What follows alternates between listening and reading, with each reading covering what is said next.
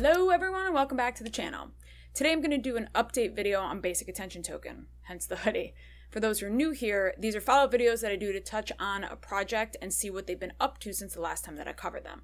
I made my original video about BAT in I think June, and obviously a lot has happened since then, so I wanted to go over everything. In the spirit of transparency, I do have BAT in my portfolio. There's a few people that have added me to their contribution list as a verified publisher on the Brave browser. Essentially what that means is they donate BAT to me on a monthly basis. It's actually very similar to the setup for Patreon if you're familiar with that. For people who may be wondering, no, this is not a paid update video and I'm receiving no reimbursement for the content. Do me a favor, give me a thumbs up if you like the video and subscribe if you also want to see more of my content like this in the future. And the final thing I'd like to mention before we get started is to go check out the Blockchain Brief. It's the website behind me. It's a crypto-based magazine that I'm writing in, plus a bunch of other content creators as well. It's fun and informative, and it's a nice change from the video formats that I'm always doing. The link to sign up will be down below if you want to check it out. My normal disclaimer still applies here. I'm not a financial advisor. All investments have inherent risk, and please do your own research. All right, let's get into it. Even though this post right here is the 1-year anniversary, and it actually came out a month earlier than the last time I covered the project, it touches on a lot of points that I feel that are super important. 1 year ago, the Basic Attention Token sale started at 7:30 a.m., sold out within 30 seconds, so on and so forth. They raised $36 million. By November of that year, the BAT platform was expanded to YouTube, enabling audiences to use the Brave payments to reward their favorite content creators, which is what I had talked about before. In February, they allowed the BAT platform to deal with publishers and content creators, allowing a single account to manage multiple properties. So basically what this means is if I have a YouTube and a website and maybe something else that I own, I could put that all under the same umbrella and that people can see that all of that content is mine. So I have another YouTube channel, my crypto one, and then my website, and they're all under my publisher content on Brave, which is pretty neat. Since that time, over 2.4 million monthly active users for the Brave browser. That's pretty awesome. And 16,000 verified publishers, including 11,000 YouTube creators. That may not seem like a lot, but you also have to think in context of it's very difficult to get people to use a browser because everybody is, well, we're all creatures of habit, right? So everybody gets used to using Chrome or Safari. I don't know why they would use that, but if they do, so getting this many people to actively use another browser is pretty monumental, I think, at least personally. It took me quite a while to move over to the Brave browser, but once I did, I really didn't regret it. Plus, obviously, being able to get BAT every month is a really awesome perk. In June, they released a blog post about beta testing for the Brave ads. They wanted to be able to show people relevant ads on their platform while giving them revenue for their attention, hence the name Basic Attention Token. The cool part of it is you'll be able to opt in or opt out of these ads. Once they're live, it'll be a choice that the user gets to experience. So now we're ready to start voluntarily testing our ad model before we scale to further user trials. Once we've satisfied the performance of the ad system. So pretty much they want to make sure that they're perfect and everybody enjoys them before running them across the entire platform. Brave ads will be shown directly in the browser and a private channel to users who consent to them. When the Brave ad system becomes widely available, users will receive 70% of the gross ad revenue while preserving their privacy. So let's talk about that a little bit. 70% of ad revenue that, first of all, we've never gotten before, right? So we all use these different platforms, these different browsers, and there's all kinds of ads that we see. We get nothing. The middleman and the people running the ads get something. So this is pretty amazing that they're going to change the whole landscape of advertising as far as web pages goes. And we're going to get allotted BAT and rewarded for watching stuff or looking at ads, which of course you can opt in or opt out of. Again, I think the project itself is a pretty amazing concept, and I think it's going to be very useful. I personally have been patiently waiting for the Brave ads to come out. I've really wanted to see them on the platform, so I'm looking forward to that in the future. In June, we'll be doing opt-in tests for a select group of users to collect insights, so that's pretty cool. As far as them being out, haven't seen anything about that, but around 250 pre-packaged ads will be rotating during this trial.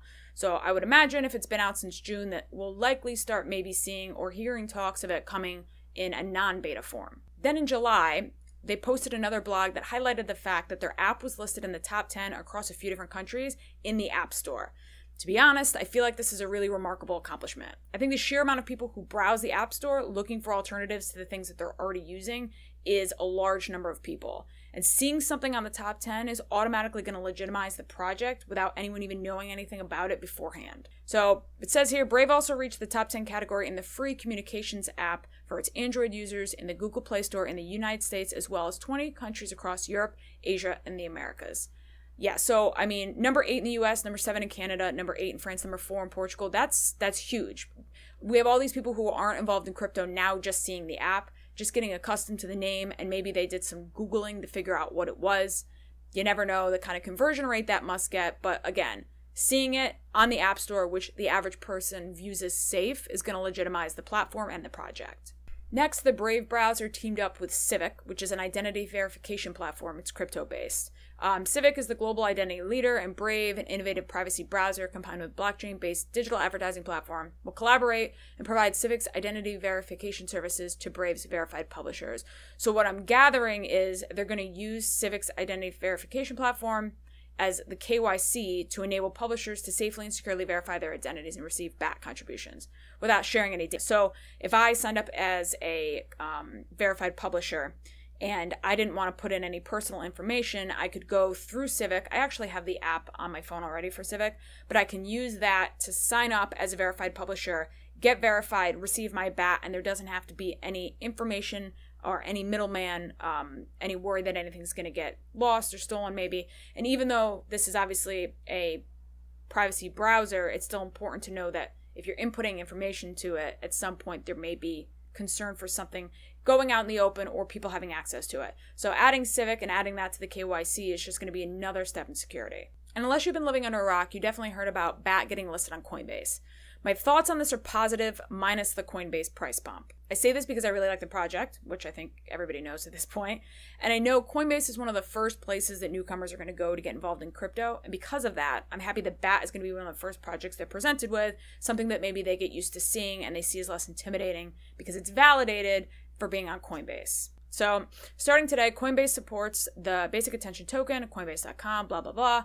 BAT will be available for customers in most jurisdictions, but initially not available for residents in the state of New York. Go figure. That always happens. Now, for people interested in price, if we take a look at CoinMarketCap, November 8th is when it was listed. So let's see, 5th, 6th, 7th, 8th. So if you see right here, this big pump in the price, that would be what they call the Coinbase Effect. Now, I'm not normally one to talk about price or pull up CoinMarketCap at all, but I'm not a huge fan of this price action, and that's because the issue is that A, people could in theory get pretty wrecked by this trend if they expect that every time a coin gets listed on Coinbase, it's going to start going up in price, the whole buy the rumor, sell the news, and B, it's semi-upsetting because a lot of people associate price with if the project is worthwhile or not. I'd rather not see people lose interest in Brave or BAT because of a temporary pump in the price. Also, if new people see a spike like this, they may FOMO in and seriously regret it later. In December, Brave updates its browser, which included a redesign and some speed upgrades. The team states that it's about 22% faster than in the past. I can personally say that I've noticed a difference as I use the Brave browser on all my computers. Also, what's huge, at least for me, because I love it, is that they added an option for night mode.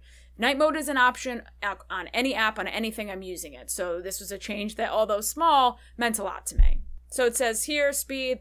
The new Brave browser is our fastest browser, 22% faster load time. Also, with Brave's new version, extensions may be installed by the user. We caution users to only install trusted extensions. I also think that they are allowing more than they used to, which is important. Brave Rewards got rebranded, previously known as Brave Payments. It's completely redesigned payment system and rewards users for browsing creators for the content with basic attention token. So if you have been using Brave, you've probably noticed with the update, there's a whole new wallet. You've got your payment center up here. It also shows you how many ads you've been blocking. You used to have to go into, I believe it was like the preferences or the settings to see that, but now it's right up on the toolbar, which is pretty cool. And it gives you like a little number to show you how many ads it's blocking. So aesthetically, it's just a bit more pleasing. On December 19th, there was an announcement that BAT and Brave joined Adledger, which is a group that was formed by IBM. Basic Attention Token has announced it's partnered with Adledger, a nonprofit research and development in building blockchain standards for digital advertising, founded by IBM, which is pretty cool. According to an update by Brave, the goals of Adledger is to educate partners and advertisers on the benefits of blockchain to develop technical standards that will change which the industry needs. In the same vein, CEO Ed Madhive, which is a founding member of Adledger, who spoke on the latest edition, says Brave is revolutionizing the future of web browsing. I'd have to agree with him there. The cool part is the project's getting recognized for what it's doing, and I think it's just a matter of time until more non-crypto or non-blockchain based groups or whatever associations start to recognize this as a very powerful platform, and ideally maybe we'll start to see more meaningful partnerships like this. On December 20th, they released another blog post in which they outlined their new tipping banner update. This is basically a prompt for people who are using the Brave browser to tip content creators who are verified once they land on their page. For example, say you're on the Brave browser and you go to my website. You'll be prompted with a banner asking if you'd like to tip me. What's really cool about this is it's going to show users what content creators are active on the browser and remind them that there's also the option to support them if they wish. Along with this update, Brave verified publishers and creators can customize tipping banners for their site. So you can change what it says, you can change the tipping amount, you can add images, all kinds of different stuff. Brave users will see this banner appear when they visit those sites and click Send Tip Now. 23,000 Brave verified publishers and creators will be getting to benefit from this because that's how many people they have on the platform.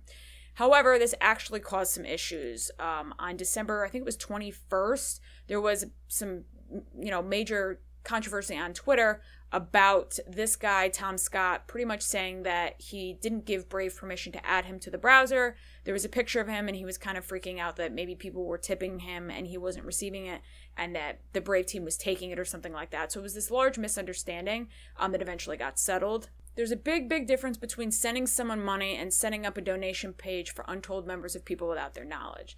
Basically, what he thought was that Brave had set up a page for him individually, was accepting tips on his behalf, and then keeping them, which is not the case. As you can see, Brendan, who is one of the founders of the project, responds pretty quickly, and there was a lot of discussion about it. I'll leave the link for this Twitter thread down below. A lot of people got very upset because they don't understand the platform and what they're doing. So Tom's primary issue was that he thought Brave was using his face and his name to solicit donations. Which actually they figured out was he was referring to the tipping banner, which displays an image and text for the web being visited by the user, which I had mentioned before. So it seems that this guy interpreted the screenshots of the tipping banner as someone taking the page and setting it up to target Tom's user. The day after, the Basic Attention blog issued a statement pretty much clearing this all up and explaining that starting tomorrow, Brave Rewards will clearly indicate which publishers and creators have not joined Brave Rewards, so users can better control how they donate and tip. This message will appear in regular donation processes and in the tipping box. Brave Rewards allows users to anonymously donate to their favorite content providers, even if they have not registered as creators. As contributions build up, Brave will attempt to notify creators that they have tokens waiting for them. There's also, I don't know if it's on this website, but it says, I believe, that they hold the donations for a year, and if they aren't picked up or recognized by the content creator, then they will end up going back to the Basic Attention pool, the BAT pool that gets used for like community stuff and whatever. But it sounds like that they're going to be changing the way it works anyways to prevent any of these issues from happening in the future. Now, I can 100% understand where this guy was coming from. If you don't understand the platform and you don't understand the purpose, it could easily be misconstrued that maybe the BAT team or the Brave browser was somehow benefiting from having him on the platform. Now, on the flip side, his reaction was a little over the top. If you read the whole thread, he seemed to get somewhat heated, and then a lot of people subsequently after him also got very frustrated. If they'd just done a little bit of research, they would have understood that the team isn't taking the BAT and then it gets donated to him or it gets donated to the pool. I think that Brave ultimately deciding to make the default that people cannot donate to unverified publishers would be a very smart idea. It's going to prevent issues like this from the future. It's going to be less confusing for people who don't understand the platform as well. Plus, it's going to give the people donating a little clarity about who's already using Brave and who isn't. What we do have to look forward to, Samson, who's a developer for the project, and he's on Twitter, he's very, very active on Twitter, so that we have BAT tipping on Reddit and Twitter to look forward to, which is coming up. So I'm excited about that as well. Alright guys, that's it for today's update video on BAT. If you have any projects that you'd like me to cover or content suggestions, please feel free to leave them down in the comments below. I try to get to everybody and respond. As usual, thank you for watching, and I'll see everyone soon. Hey you! Thanks for watching my update video on the Basic Attention Token project and the Brave platform. If you're looking for more updates on other projects, check out my playlist over there. And as usual, thanks for watching my channel.